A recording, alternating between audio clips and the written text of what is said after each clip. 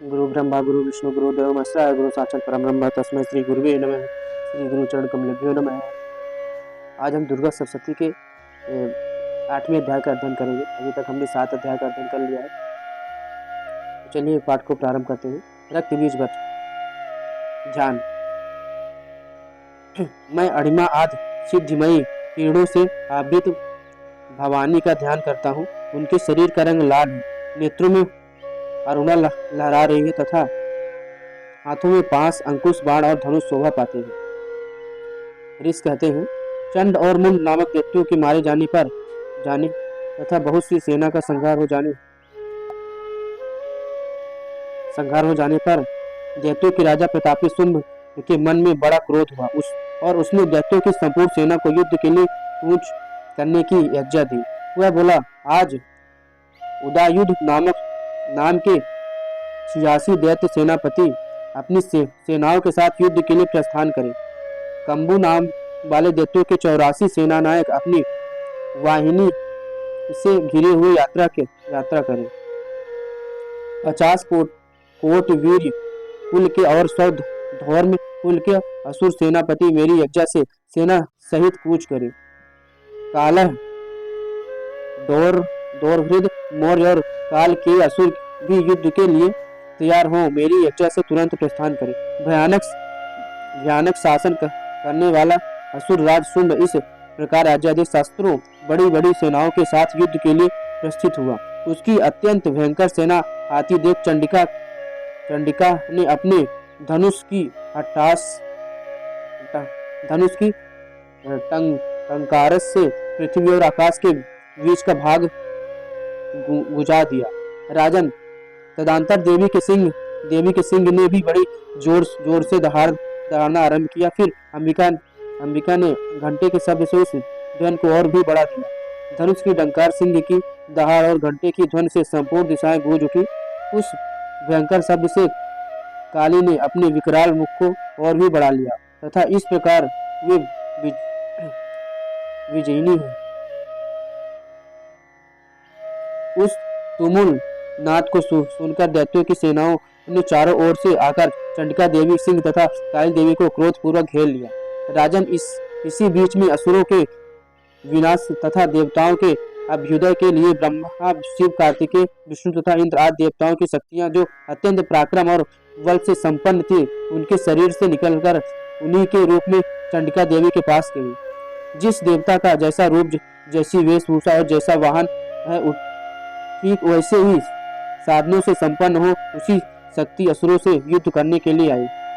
सबसे पहले हंसयुक्त विमान पर बैठी हुई अक्षसूत्र और कमंडलों से सुशोभित ब्रह्मा जी की शक्ति उपस्थित हुई, जिसे ब्राह्मणी कहते हैं। महादेव जी की शक्ति वृषभ पर आरूढ़ हो हाथों में श्रेष्ठ त्रिशूल धारण किए महानाग का कंकड़ पहने मस्तक में चंद्रशेखा से विभूषित हो वहां आ पहुंची।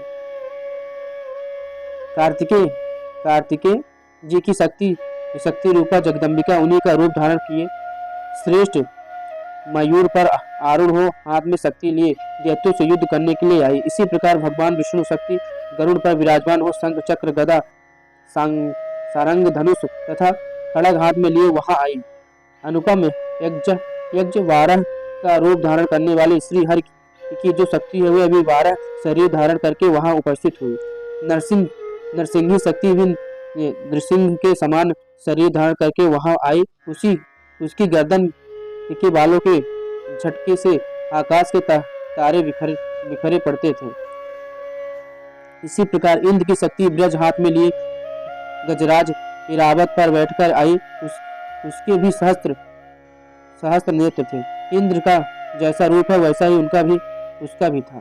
तदंतर उन देव शक्तियों से घिरे हुए महादेवी जी ने चंडिका से कहा, मेरी प्रसन्नता के लिए तुम शीघ्र ही इन असुरों का संहार करो। सब देवी के शरीर से अत्यंत भयानक और परम उग्र चंडिका शक्ति प्रकट हुई, जो सैकड़ों गीदड़ियों की भांति आवाज करने वाली थी।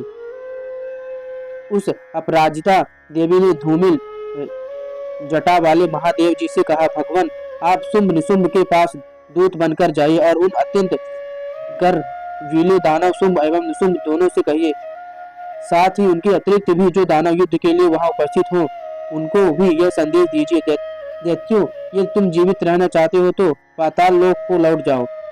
इंद्र को त्रिलोकी का राज्य मिल जाए और देवता यज्ञ भाग का उपभोग करें। यदि बल के घमंड में आकर तुम युद्ध की अभिलाषा रखते हो तो आओ, मेरी सिवाय योगिनियां तुम्हारे कच्चे मांस से तृप्त हो।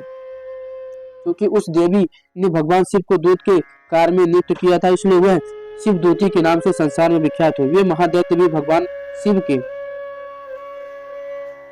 मुंह से देवी के वचन सुनकर क्रोध में भर गए और जहां कात्यायनी विराजमान थी उस ओर बढ़े। तदंतर वे दैत्य अमरस में भरकर पहले ही देवी के ऊपर बाण, शक्ति और दृष्टि आदि शस्त्रों की वृष्टि करने लगे। तब देवी ने भी खेल खेल में ही धनुष की टंकार की और उससे छोड़े हुए बड़े बड़े बाणों द्वारा दैत्यों के चलाए हुए बाण, शूल, शक्ति और हर्षों को काट डाला। फिर काली उनके आगे होकर शत्रुओं को शूल के प्रहार से विदीर्ण करने लगी और घंटवांग से उनका कचूमर निकालती हुई रणभूमि में विचरने लगी। ब्रह्मांडी भी जिस ओर दौड़ी उसी ओर अपने कमंडलों का जल छिड़क कर शत्रुओं के ओज और पराक्रम को नष्ट कर देती थी। महेश्वरी ने त्रिशूल से तथा वैष्णवी ने चक्र से और अत्यंत क्रोध में भरी हुई कुमार कार्तिकेय की शक्ति से दैत्यों का संहार आरंभ किया। इंद्र शक्ति के वज्र प्रहार से विदीर्ण हो सैकड़ों दैत्य दानव रक्त की धारा बहाते हुए पृथ्वी पर सो गए। बराही शक्ति ने कितनों को ही अपनी थूथुन की मार से नष्ट किया। दाढ़ों के अग्रभाग से कितनों की छाती छीन डाली। कितने ही दैत्य उसके चक्र की चोट से विदीर्ण होकर गिर पड़े। नरसिंगी भी दूसरे महादैत्यों को अपने नखों से विदीर्ण करके हाथी और सिंह नाद से दिशाओं एवं आकाश को बुझाती हुई युद्ध क्षेत्र में विचरने लगी। कितने ही असुर शिवदूती के प्रचंड अट्टहास से अत्यंत भयभीत हो पृथ्वी पर गिर पड़े। गिरने पर उन्हें शिवदूती ने उस समय अपना ग्रास बना लिया। इस प्रकार क्रोध में भरे हुए मातृगणों ने नाना प्रकार के उपायों से बड़े बड़े असुरों का मर्दन करते देख दैत्य सैनिक भाग खड़े हुए। मातृगणों से पीड़ित दैत्यों को युद्ध से भागते देख रक्तबीज नामक महादैत्य क्रोध में भरकर युद्ध करने के लिए उसके शरीर से जब रक्त की बूंद पृथ्वी पर गिरती तब उसके समान शक्तिशाली एक दूसरा महादैत्य पृथ्वी पर पैदा हो जाता। महाअसुर रक्तबीज हाथ में गदा लेकर इंद्र शक्ति के साथ युद्ध करने लगा। तब इंद्र ने अपने व्रज से रक्तबीज को मारा। व्रज से घायल होने पर उसके शरीर से बहुत सा रक्त चूने लगा और उससे उसी के समान रूप तथा पराक्रमी वाले योद्धा उत्पन्न होने लगे। उसके शरीर से रक्तबीज जितनी बूंदें गिरी उतने ही पुरुष उत्पन्न हो गए। वे सब रक्तबीज के समान ही वीरवान, बलवान तथा पराक्रमी थे।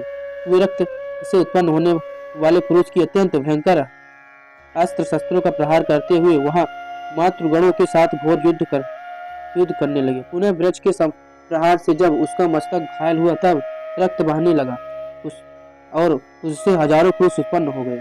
वैष्णवी ने युद्ध में रक्तबीज पर चक्र का प्रहार किया तथा इंद्र ने उस दैत्य सेनापति को गदे से चोट पहुंचाई। वैष्णवी के चक्र से घायल होने पर उसके शरीर से जो रक्त बहा और उससे जो उसी के बराबर आकार वाले शास्त्रों महादैत्य प्रकट हुए उनके द्वारा संपूर्ण जगत व्याप्त हो गया। कौमारी ने शक्ति से, वाराही ने खड़ग से और महेश्वरी ने त्रिशूल से महादैत्य रक्तबीज को घायल किया।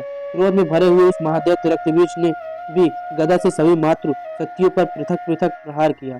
शक्ति और त्रिशूल आदि से अनेक बार घायल होने पर जो उसके शरीर से रक्तबीज धारा पृथ्वी पर गिरी उससे भी निश्चित ही सैकड़ों असुर उत्पन्न हो गए। इस प्रकार उस महादैत्य के रक्त से प्रकट हुई असुरों द्वारा संपूर्ण जगत व्याप्त हो गया। इससे उन देवताओं को बड़ा भय हुआ। देवताओं को उदास देख चंडिका ने काली से शीघ्रता पूर्वक कहा, चामुंडे, तुम अपना मुख और भी बड़ा फैलाओ तथा मेरे शस्त्रपात से गिरने वाले रक्त बिंदुओं और उनके उत्पन्न होने वाले महादैत्यों को तुम अपने उस उतावले मुख से खा जाओ। इस प्रकार रक्त से उत्पन्न होने वाली महादैत्यों का भक्षण करती हुई तुम रण में विचरती रहो। ऐसा करने से उस दैत्य का सारा रक्त क्षीण हो जाने पर वह स्वयं ही नष्ट हो जाएगा। उन भयंकर दैत्यों को जब तुम खा जाओगे तब तुम्हारे दैत्य उत्पन्न नहीं होंगे, नए दैत्य उत्पन्न नहीं हो सकेंगे। काली से यूं कहकर चंडिका देवी ने सूल से रक्त बीज को मारा और काली ने अपने मुख में उसका रक्त ले लिया। तब उसने वहां चंडिका पर गदा से प्रहार किया, किंतु उस गदा पात ने देवी को तनिक भी वेदना नहीं पहुंचाई। रक्त बीज के घायल शरीर से बहुत सारा रक्त गिरा, किंतु जो ही वह गिरा तो ही चामुंडे ने उसे अपने मुख में ले लिया। रक्त गिरने से काली के मुख में जो महादैत्य उत्पन्न हुए उन्हें भी वह चट कर गई और उसे रक्त बीज का रक्त भी पी लिया। तदंतर देवी ने रक्त बीज को, जिसका रक्त चामुंडा ने पी लिया था, वज्र बाण, खड़ग तथा रिष्टि आदि इसे मार डाला। राजन, इस प्रकार शस्त्रों के समुदाय से आहत एवं रक्तहीन हुआ महादैत्य रक्त बीज पृथ्वी पर गिर पड़ा। नरेश्वर, इससे देवताओं को अनुपम हर्ष की प्राप्ति हुई और मातृगण उन असुरों के रक्तपान के मद से उद्धत सा होकर नृत्य करने लगा। इस प्रकार हमने आज दुर्गा सप्तशती का 8वें अध्याय का पाठ किया। फिर हम कल 9वें अध्याय का पाठ करेंगे। तब तक के लिए जय श्री राधे श्याम।